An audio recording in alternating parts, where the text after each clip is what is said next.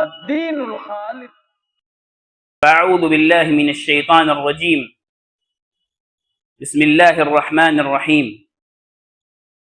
هو الذي انزل عليك الكتاب منه آيات محكمات هن الكتاب وأخر متشابهات فأما الذين في قلوبهم زيغ فيتبعون ما تشابه منه ابتغاء الفتنة وابتغاء تأويله وما يعلم تأويله إلا الله والراسخون في العلم يقولون آمنا به كل من عند ربنا وما يذكر إلا أولو الألباب.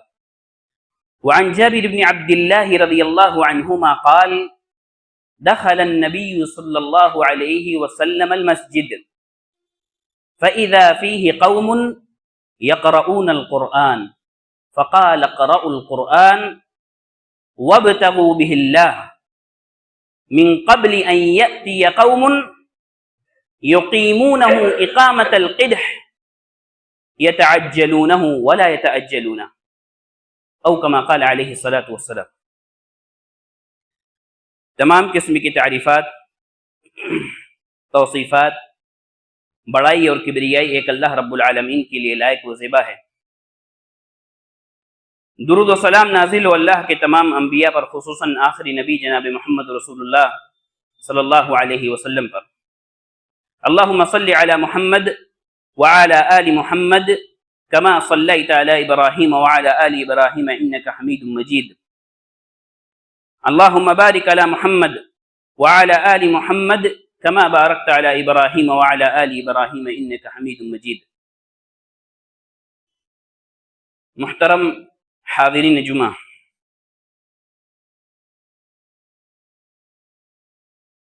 دین اسلام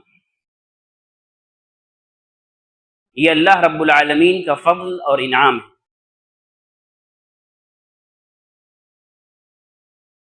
دین اسلام کی طرف ہدایت یہ اللہ رب العالمین کی توفیق ہے. اس دین کے علم کو حاصل کرنا یہ محض اللہ رب العالمین کی توفیق اور اس کا فضل ہے.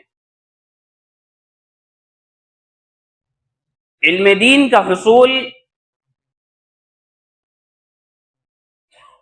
یہ بندوں کے لیے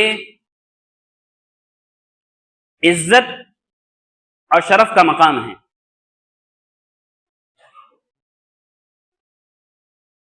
اسی لیے آپ دیکھیں گے کہ شریعت کے نصوص میں جا بجا حصول علم کی ترغیب دی گئی ہے، بلکہ اللہ رب العالمین نے اپنے نبی محمد صلی اللہ علیہ وسلم پر جو سب سے پہلی وحی نازل کی وہ علم کے تعلق سے تھی. اقرأ باسم ربک الذی خلق، پڑھو اس رب کے نام سے جس نے پیدا کیا.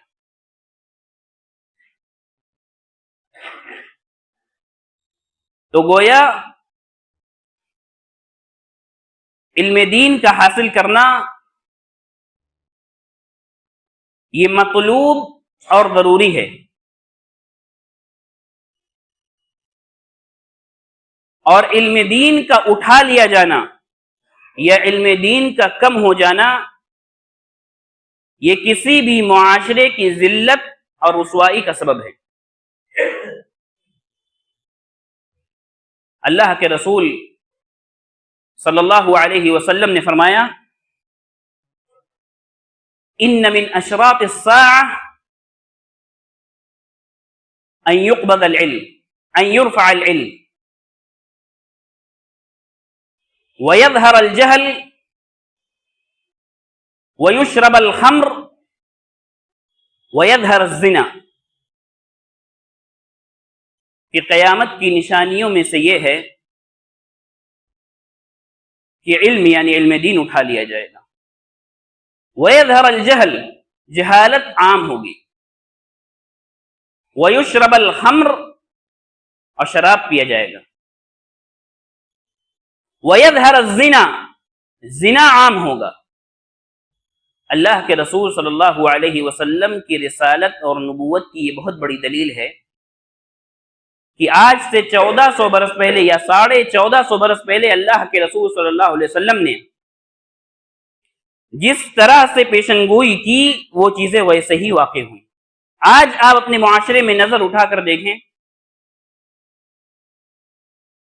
کہ پچھلے چند سالوں میں کس قدر علماء کرام کا اس دنیا سے رحلت فرما گئے، کس قدر علماء کرام وفات پا گئے۔ اللہ کے رسول صلی اللہ علیہ وسلم نے اس حدیث میں پیشن گوئی کی کہ علم اٹھا لیا جائے گا، وَيَظْهَرَ الْجَهْلِ جہالت عام ہوگی، وَيُشْرَبَ الْخَمْرُ شراب پیا جائے گا۔ آج اپنے معاشرے میں آپ دیکھیں کہ شراب کو الگ الگ نام لے کر پیا جاتا ہے، کہیں وسکی، کہیں وائن اور کہیں دیگر نام لے کر اس کو پیا جاتا ہے۔ وَيَظْهَرَ الزِّنَا زنا عام ہو جائے گا، زنا آج فیشن ہے۔ اللہ کے رسول صلی اللہ علیہ وسلم نے جیسے پیشن گوئی کی ویسے وہ چیزیں واقع ہوئی۔ اس حدیث میں اللہ کے رسول صلی اللہ علیہ وسلم نے سب سے پہلی چیز جو بیان کی وہی آج کے خطبے کا موضوع ہے، یعنی علم کا اٹھا لیا جانا اور جہالت کا عام ہو جانا۔ دوسری حدیث میں اللہ کے رسول صلی اللہ علیہ وسلم نے صحابہ اکرام کو اور اپنی پوری امت کو علم دین حاصل کرنے کی ترغیب دی۔ فرمایا ان اللہ لا يقبض العلم انتزاعا ينتزعه من قلوب العباد، کہ اللہ رب العالمین علم کو اس طرح سے نہیں اٹھائے گا کہ بندوں کے دلوں سے نکال لے گا، اس طرح سے علم کو نہیں اٹھائے گا۔ ولكن يقبض العلم بقبض العلماء، کہ اللہ رب العالمین علم اٹھائے گا علماء کو اٹھا کر۔ آپ پچھلے سالوں میں دیکھیں کس قدر علماء کرام کا انتقال ہوا۔ ولكن يقبض العلم بقبض العلماء حتى اذا لم يبق عالما، بعض روایتوں میں ہے حتى اذا لم يبق عالم اتخذ الناس رؤوسا جهالا، یہاں تک کہ جب کوئی عالم باقی نہیں رہے گا لوگ جاہلوں کو اپنا سربراہ اور ذمہ دار بنا لیں گے۔ فسئلوا، پھر ان سے دین کے بارے میں سوال کیا جائے گا، فافتوا بغیر علم فضلوا واضلوا، پھر ان سے سوال کیا جائے گا اور وہ بغیر علم کے لوگوں کو جواب دیں گے، خود گمراہ ہوں گے اور دوسروں کو بھی گمراہ کریں گے۔ اس حدیث میں اللہ کے رسول صلی اللہ علیہ وسلم نے ہمیں صرف اس بات کی خبر نہیں دی کہ ایسا ہوگا، بلکہ خبر دے کر ہم سے اس چیز کا مطالبہ کر رہے ہیں کہ ہمارے گھروں میں بھی علماء کرام ہوں۔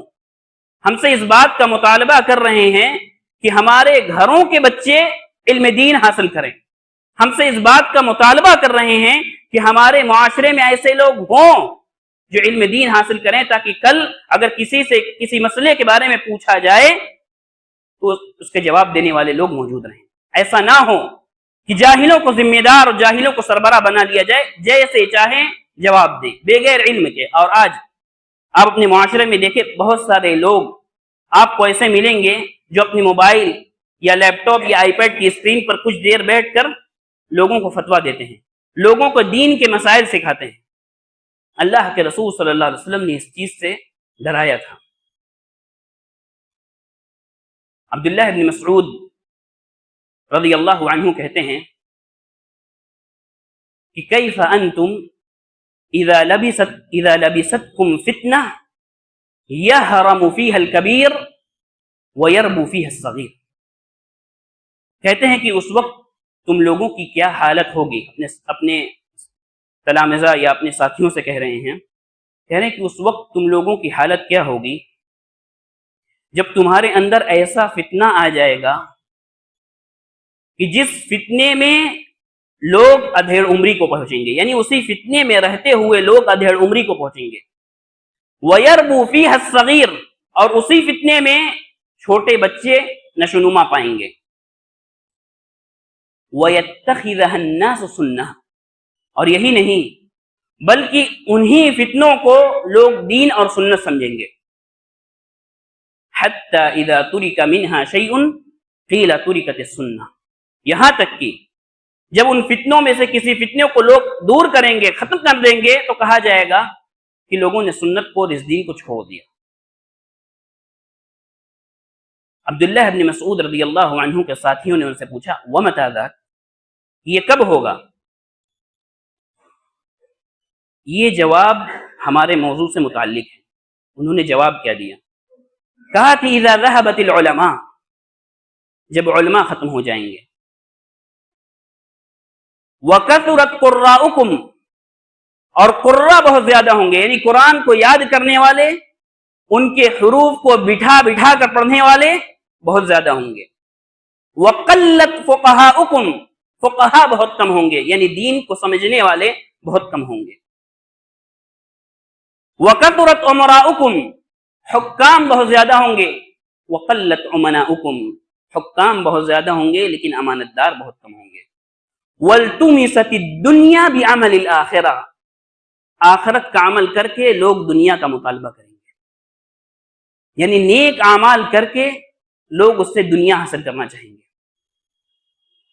عبداللہ ابن مسعود رضی اللہ عنہ کے اس اثر کو علماء کرام نے مرفوع حدیث کے حکم میں رکھا ہے۔ گویا عبداللہ ابن مسعود رضی اللہ عنہ نے یہ بات اپنی جانب سے نہیں کی بلکہ اللہ کے رسول صلی اللہ علیہ وسلم سے سنا ہوگا۔ دیکھیں اور غور کریں کہ عبداللہ ابن مسعود رضی اللہ عنہ نے کیا کہا۔ کہا کہ علماء اٹھا لیے جائیں گے، قرہ بہت زیادہ ہوں گے، یعنی قرآن کے حروف، قرآن کے مخارج، قرآن کے تجوید کے احکام، ان کو جاننے والے خوب ہوں گے۔ قلت فقہاؤکم، فقہا بہت کم ہوں گے، دین کو سمجھنے والے، قرآن کی آیات اور احکام کو سمجھنے والے بہت کم ہوں گے۔ جابر بن عبداللہ رضی اللہ عنہما کہتے ہیں کہ دخل النبی صلی اللہ علیہ وسلم المسجد، کہ اللہ کے رسول صلی اللہ علیہ وسلم ایک دن مسجد میں داخل ہوئے۔ فَإِذَا فِيهِ قَوْمٌ يَقْرَؤُونَ الْقُرْآنَ، دیکھا کہ کچھ لوگ بیٹھ کر، یعنی کچھ صحابہ کرام بیٹھ کر قرآن پڑھ رہے ہیں۔ تو اللہ کے رسول صلی اللہ علیہ وسلم نے ان سے کہا اقرؤوا القرآن، قرآن کی تلاوت کرو۔ وَابْتَغُوا بِهِ اللَّهَ، وَابْتَغُوا بِهِ اللَّهَ، اور خالص اللہ رب العالمین کے لیے پڑھو۔ من قبل ان یأتی قوم، اس سے پہلے کہ ایسے لوگ آ جائیں، یقیمونہ اقامت القدح، قرآن کو تیر کی طرح بٹھا بٹھا کر پڑھیں گے۔ یقیمونہ اقامت القدح، جس طرح سے تیر انداز لوگ تیر کو بالکل برابر اور صحیح طریقے سے بناتے ہیں، بالکل اسی طریقے سے قرآن کو بٹھا بٹھا کر پڑھنے والے لوگ آ جائیں گے۔ یتعجلونہ ولا یتعجلونہ، قرآن کو پڑھ کر دنیاوی مفاد حاصل کرنا چاہیں گے۔ ولا یتعجلونہ، آخرت کا فائدہ اس سے نہیں حاصل کرنا چاہیں گے۔ آج آپ اپنے معاشرے کا جائزہ لیں کہ قرہ کس قدر ہیں، قرآن کو یاد کرنے والوں کی تعداد کتنی زیادہ ہے، مخارج حروف اور تجوید کے احکام کو جاننے والوں کی تعداد کتنی زیادہ ہے، اسی کے بالمقابل آپ دیکھیں قرآن کے احکام کو سمجھنے والوں کی تعداد کتنی ہے۔ میں یہ نہیں کہتا کہ احکام تجوید کو سیکھنا یا مخارج حروف کو سیکھنا یا قرآن کو اچھی آواز میں پڑھنا یہ غیر مطلوب چیز ہے، نہیں، بلکہ اللہ کے رسول صلی اللہ علیہ وسلم نے فرمایا لیس منا من لم یتغن بالقرآن، وہ شخص ہم میں سے نہیں جس نے قرآن کو اچھی آواز میں بنا کر نہیں پڑھا۔ مخارج حروف کو سیکھنا، تجوید کے احکام کو سیکھنا، قرآن کو صحیح انداز میں پڑھنا یہ مطلوب ہے، بلکہ اللہ کے رسول صلی اللہ علیہ وسلم نے اس شخص سے برات کا اظہار کیا جو قرآن کو صحیح طریقے سے نہ پڑھے، اچھی آواز میں نہ پڑھے۔ تو غیر مطلوب چیز کیا ہے اور مذموم چیز کیا ہے؟ مذموم بات یہ ہے کہ قرآن کے حروف کو جاننے والے خوب ہوں، قرآن کے مخارج اور احکام تجوید کے جاننے والے خوب ہوں، لیکن ان کے احکام کو سمجھنے والے، اس کے معنی کو سمجھنے والے لوگ نہ ہوں۔ اس سے اللہ کے رسول صلی اللہ علیہ وسلم نے ڈرایا، بلکہ اللہ کے رسول صلی اللہ علیہ وسلم نے حدیث میں فرمایا سیأتی علی الناس زمان، کہ لوگوں پر ایک ایسا وقت آئے گا یکثر فیہ القراء، جس میں قراء بہت زیادہ ہوں گے، ویقل الفقہاء، فقہاء بہت کم ہوں گے، ویقبض العلم، علم اٹھا لیا جائے گا، ویکثر الحرج، اور حرج بہت زیادہ ہوگا. قیلا وما الحرج یا رسول اللہ، اللہ کے رسول صلی اللہ علیہ وسلم حرج کیا ہے؟ قال القتل بینکم، کہا کہ تمہارے درمیان قتال بہت زیادہ ہوگا، لوگ ایک دوسرے کو قتل کریں گے. تو قرآن کو اچھی آواز میں پڑھنا، مخارج حروف کو سیکھنا، یہ کوئی مذموم چیز نہیں ہے بلکہ یہ مطلوب چیز ہے. لیکن مذموم بات یہ ہے کہ انسان مخارج حروف کو جانے، قرآن کو کس طرح پڑھنا ہے اس کو جانے، لیکن ایک دو آیت کے احکام اس کو نہ معلوم. اللہ کے رسول صلی اللہ علیہ وسلم نے جب خوارج کا ذکر کیا تو وہاں خوارج کی ایک صفت بیان کی. فرمایا قوم یقرؤون القرآن لا یجاوز حناجرهم، کہا کہ خوارج یہ ایسے لوگ ہیں قرآن کو پڑھتے ہیں، لا یجاوز حناجرهم، لیکن یہ قرآن ان کے حلق سے نیچے نہیں اترتا. کیا مطلب ہے اس کا؟ بعض علماء نے لا یجاوز حناجرهم کا معنی بیان کرتے ہوئے فرمایا یعنی حلق کے آخری حصے تک کا علم ان کو خوب ہوتا ہے، یعنی وہ خوب جانتے ہیں کہ حلق کے کس کنارے سے، کس طریقے سے، کس حرف کو کہاں سے نکالنا ہے اور کس حرف کی کتنی مقدار ہے، حلق کے کس کونے سے کس کنارے سے نکلے گا، اس کو خوب جانتے ہیں. لا یجاوز حناجرهم، ان کے حلق سے نیچے اتر کر ان کے دل میں نہیں پہنچتا تاکہ وہ اس پر غور کریں اور غور کرنے کے بعد اس پر عمل کریں. یہ خوارج کی صفت اللہ کے رسول صلی اللہ علیہ وسلم نے بیان کی. قوم یقرؤون القرآن، قرآن کو پڑھتے ہیں، لا یجاوز حناجرهم، ان کے حلق سے نیچے نہیں قرآن اترتا تاکہ اس پر غور کریں اور اس پر عمل کریں. اس کے بعد اللہ کے رسول صلی اللہ علیہ وسلم نے انہی خوارج کی آگے صفت بیان کی. فرمایا یمرقون من الدین کما یمرق السهم من الرمیہ، یہ لوگ دین سے ویسے ہی نکل جائیں گے جیسے کوئی تیر انداز جب تیر تیزی سے مارتا ہے تو وہ شکار سے پار ہو کر نکل جاتی ہے اور اس میں شکار کا کوئی اثر نہیں بچتا. اسی طرح سے یہ لوگ دین سے نکل جائیں گے اور ان کے اوپر دین کا کوئی اثر باقی نہیں رہے گا. یقتلون اہل الاسلام، یہ لوگ اہل اسلام کو، اہل توحید کو قتل کرتے ہیں. ویدعون اہل الاوثان، اور مشرکین کو چھوڑ دیتے ہیں. لئن انا ادرکتهم لاقتلنهم قتل عاد، اللہ کے رسول صلی اللہ علیہ وسلم نے فرمایا کہ ایسی قوم ہے کہ اگر میں ان کو پالوں لاقتلنهم قتل عاد، میں ان کو قوم عاد کی طرح قتل کر دوں گا، یعنی بالکل نیست و نابود کر دوں گا، ان میں سے کسی کو نہیں چھوڑوں گا. خوارج کی اس حدیث کو مکمل بیان کرنے کا مقصد یہ تھا کہ یہ لوگ خوارج تھے اور ان لوگوں نے حضرت عثمان کو قتل کیا، اس کے بعد حضرت علی کو قتل کیا، اس کے بعد دیگر فتنے رہتی دنیا تک ان کے ہاتھ پر واقع ہوئے. اس حدیث کو مکمل بیان کرنے کا مطلب یہ تھا کہ یہی خوارج ہیں جن کی یہ صفت ہے کہ قرآن کو تو خوب بٹھا بٹھا کر پڑھتے ہیں، وہ جانتے ہیں کہ قرآن کس طرح سے پڑھنا ہے، لیکن قرآن پر تدبر نہیں کرتے، قرآن پر غور و فکر نہیں کرتے. کہنے کا مقصد یہ ہے کہ علم دین حاصل کرنے کا مطلب صرف یہ نہیں کہ ہم قرآن کے احکام کو سیکھ لیں، یعنی تجوید کے احکام کو سیکھ لیں، مخارج الحروف کو سیکھ لیں کہ کس طرح سے کہاں سے کون سا حرف نکالنا ہے، اور آیات کے احکام ہمیں معلوم ہی نہ ہو، اس میں کیا معنی بیان کیا گیا یہ ہمیں معلوم ہی نہ ہو. ابو عبد الرحمن السلمی رحمہ اللہ کہتے ہیں کہ حدثنا الذين كانوا يقرؤوننا القرآن كعثمان بن عفان وعبد الله بن مسعود رضی اللہ عنہما، کہتے ہیں کہ جو لوگ صحابہ کرام میں سے ہم کو قرآن پڑھاتے تھے جیسے عثمان بن عفان اور عبداللہ بن مسعود رضی اللہ عنہما، انہم كانوا اذا تعلموا من النبی صلی اللہ علیہ وسلم 10 آیات لم يجاوزوها حتى يتعلموا ما فيها من العلم والعمل. کہتے ہیں کہ یہ لوگ جب 10 آیتیں اللہ کے رسول صلی اللہ علیہ وسلم سے سیکھ لیتے تو اس وقت تک ان 10 آیتوں سے آگے نہیں بڑھتے جب تک کہ اس میں جو علم کی باتیں ہیں اس کو سیکھ لیتے ہیں اور جس میں عمل کی باتیں ہیں اس کو سیکھ لیتے ہیں. یعنی علم اور عمل دونوں کو ساتھ لے کر چلنا یہ صحابہ کرام کا منہج ہے. اور اس کے برخلاف خوارج کا منہج کیا ہے کہ صرف قرآن کو کس طریقے سے پڑھتے ہیں اس کو جانتے ہیں، اس پر عمل اور تدبر یہ نہیں جانتے. ہاں خوارج کے یہاں عمل تھا لیکن قرآن کے احکام کو سمجھنا ان کے یہاں نہیں تھا. مشرکین کی آیات کو، جو آیتیں مشرکین کے سلسلے میں نازل ہوئی، غیر مسلموں کے سلسلے میں نازل ہوئی، اس کو صحابہ کرام پر نازل کرتے تھے، کہتے تھے کہ یہ احکام صحابہ کرام کے لیے ہیں، یہ کہتے تھے کہ یہ احکام جو کفار کے لیے نازل ہوئے یہ کفار کے لیے نہیں بلکہ مسلمانوں کے لیے بھی ہیں۔ تو ان کے یہاں قرآن وہ پڑھتے تھے لیکن اس کو سمجھتے نہیں تھے، جبکہ صحابہ کرام کا منہج کیا تھا، عثمان بن عفان، عبداللہ بن مسعود جیسے اجلہ صحابہ کرام کا طریقہ کیا تھا کہ 10 آیتیں اللہ کے رسول صلی اللہ علیہ وسلم سے سیکھتے اور اس کے آگے اس وقت تک نہ بڑھتے جب تک کہ اس میں علم کی جو باتیں ہیں اس کو سیکھ لیتے اور اس میں جو عمل کی باتیں ہیں اس کو سیکھ لیتے۔ اب ایک آخری آیت بیان کر کے میں اپنی بات ختم کروں گا۔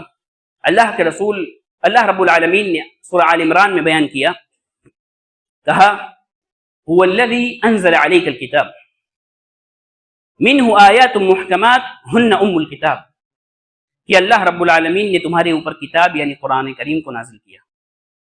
اس قرآن میں کچھ محکم آیتیں ہیں، یعنی ایسی آیتیں ہیں جس کو انسان پڑھتے ہی سمجھ لیتا ہے کہ اس کا معنی مفہوم کیا ہے، یعنی بالکل واضح ہیں۔ وَأُخَرُ مُتَشَابِهَاتٌ، اور کچھ دوسری متشابہ آیتیں ہیں، یعنی ان کا معنی ایک دفعہ میں سمجھ میں نہیں آتا، علماء کرام سے پوچھنا پڑتا ہے، وہ لوگ ان آیتوں کو سمجھتے ہیں۔ اللہ رب العالمین کہتا ہے فَأَمَّا الَّذِينَ فِي قُلُوبِهِمْ زَيْغٌ فَيَتَّبِعُونَ مَا تَشَابَهَ مِنْهُ ابْتِغَاءَ الْفِتْنَةِ وَابْتِغَاءَ تَأْوِيلِهِ، کہ جن لوگوں کے دلوں میں کجی ہے وہ کیا کرتے ہیں، جو متشابہ آیتیں ہیں جن کا معنی واضح نہیں ہے ان کے پیچھے پڑے رہتے ہیں، ابتغاء الفتنہ وابتغاء تأویلہ، فتنہ پھیلانے کے لیے اور اس کی غلط تفسیر کرنے کے لیے اور اس کا غلط معنی بیان کرنے کے لیے۔ وما يعلم تأویلہ الا اللہ، جبکہ اس کی صحیح تفسیر اور صحیح معنی کون جانتا ہے؟ صرف اللہ رب العالمین۔ والراسخون فی العلم یقولون آمنا به کل من عند ربنا، اور جو لوگ راسخ علم والے ہیں وہ لوگ کیا کہتے ہیں؟ آمنا به، ہم ان سب پر ایمان لائے، کل من عند ربنا، سب کے سب ہمارے رب کی جانب سے ہے، وما يتذکر الا اولو الالباب، اور نصیحت صرف عقل مند لوگ حاصل کرتے ہیں۔ اس آیت کو بیان کرنے کا مقصد یہ ہے کہ دیکھیں اس آیت میں اللہ رب العالمین نے علم حاصل کرنے والوں کو 2 حصوں میں تقسیم کیا، کہا کہ ایک وہ لوگ ہیں جو متشابہ آیتوں کے پیچھے پڑے رہتے ہیں، اور ایک وہ لوگ ہیں جن کا علم راسخ ہے، یعنی محکم آیتوں کو لیتے ہیں، ان کے احکام کو سمجھتے ہیں، اور جو متشابہ آیتیں ہیں جن کا معنی واضح نہیں ہے ان کو محکم آیتوں کی طرف لے جاتے ہیں تاکہ اس کا معنی سمجھ میں آئے۔ ان 2 کیٹیگریوں کو اللہ رب العالمین نے بیان کیا۔ اب انسان غور کرے کہ وہ علم کس سے حاصل کرے گا؟ علم ان لوگوں سے حاصل کرے گا جو متشابہ آیتوں کے پیچھے پڑے رہتے ہیں، یا ان لوگوں سے حاصل کرے گا جو محکم آیتوں کو دیکھتے ہیں اور متشابہ آیتوں کو محکم آیتوں کی طرف لے جاتے ہیں؟ کن سے علم حاصل کرنا ہے؟ جو لوگ محکم آیتوں کو لیتے ہیں، متشابہ آیتوں کو انہی کے اوپر نازل کر کے ان کے معنی کو سمجھتے ہیں۔ تو گویا اس آیت میں اللہ رب العالمین نے اس بات کو بیان کیا کہ جب بندہ علم حاصل کرے تو راسخ علماء کرام سے حاصل کرے۔ اسی لیے صدف کا ایک مقولہ مشہور ہے، کہتے ہیں کہ ان ھذا العلم دین، کہ یہ علم دین ہے، فانظروا امن تاخذون دینکم، تو دیکھ لو کہ تم کس سے علم حاصل کر رہے ہو۔ یعنی جب ہم علم دین حاصل کریں تو صرف قرآن کے مخارج، حروف کے مخارج، تجوید کے احکام، ان چیزوں کے پیچھے صرف نہ پڑے رہیں بلکہ ان کے معانی کو بھی سیکھیں، اور جب ان کے معانی کو سیکھیں تو راسخ علماء کرام سے سیکھیں، معتمد اور موثوق علماء سے سیکھیں، ہر کسی سے علم حاصل نہ کریں۔ آپ غور کریں کہ جب ہم میں سے کوئی شخص بیمار ہوتا ہے، مریض ہوتا ہے، تو ہم آپس میں کیا باتیں کرتے ہیں؟ یہ بات کرتے ہیں کہ اچھے سے اچھے ڈاکٹر کے پاس لے جا کر اس کا علاج کریں۔ ہے یا نہیں ایسا؟ یقیناً ایسا ہے کہ ہم اچھے سے اچھے ڈاکٹر کے پاس جا کر اس کا علاج کراتے ہیں۔ کیا علم دین ہی اتنا گیا گزرا ہے کہ کسی سے بھی حاصل کر لیا جائے؟ آپ جس سے چاہیں اس سے علم دین کو حاصل کر لیں موبائل کی اسکرین پر، ایسا نہیں ہونا چاہیے۔ ان ھذا العلم دین، یہ علم دین ہے۔ فانظروا امن تاخذون دینکم، تو دیکھ لو کہ تم علم دین کس سے حاصل کر رہے ہو۔ اللہ رب العالمین ہمیں ان چیزوں کے سمجھنے کی توفیق دے، جب تک اس دنیا میں زندہ رکھے اسلام پر زندہ رکھے، اور صحیح علم دین حاصل کرنے کی توفیق دے، موثوق علماء کرام سے علم دین حاصل کرنے کی توفیق دے، اور اپنے گھروں کے بچوں کی تربیت کی توفیق دے۔